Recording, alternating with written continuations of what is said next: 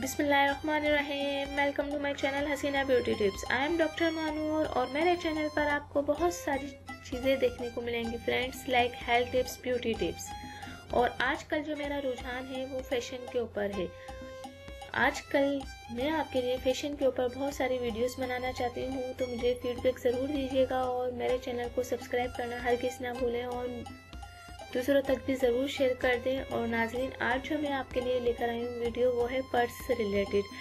आजकल किस तरह से शादी की तकरीबात में पर्स चलते हैं वो मैं आपको बताना चाहती हूँ। अगर आपके पास कोई सिंपल पर्स है तो आप इस तरह से उस पर्स को जैसे कि नगीने वगैरह चिपका कर बहुत खूबसूरत बना सकती हैं। वरना आजकल जो शादियों में 2018 में जो पर्स चल रहे हैं वो इस तरह के चल रहे हैं। तो देखते हैं आज पर्स की वीडियो।